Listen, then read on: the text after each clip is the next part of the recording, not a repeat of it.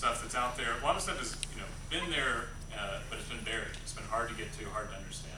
And so guys like Chris and Ryan and Noah and Travis, who was here before, and Dave, lead a lot of that charge, but working with the reporters as well. So it's kind of a fascinating thing is to take this data, make it accessible, so that regular folks who are just curious, or maybe they're activists, or maybe they're policymakers or legislators, can get to it. And at the same time, that drives a lot of the narrative content as well. Because right now, for example, we've had a series running each week in the Tribune and the New York Times based on the Public Ed Explorer that Noah developed, where Morgan, one of our writers, is writing a series of stories that were sparked by the Public Ed Explorer.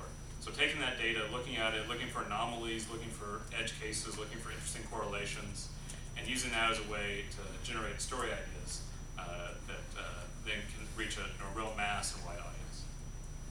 So the first data, or was it the first? I'm the new guy to ask. It wasn't the first, it was just the most popular. I wouldn't even hear you. Yeah. So the most popular is the government employees salary database. So what the Tribune did, which I think everyone will admit, not knowing what a crazy siren call this would be for people to come check out the site, is gather all this data, which is publicly available, of every public salary in the state of Texas.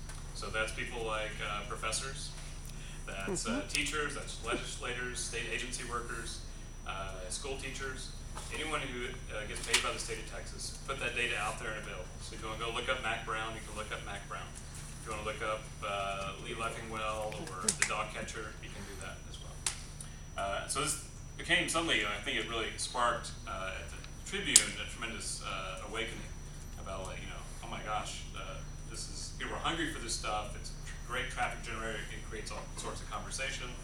It opens up all this data that might have been out there, but you had to dig 20 pages into some state website and find an Excel spreadsheet in 3-point font and try to parse what that meant.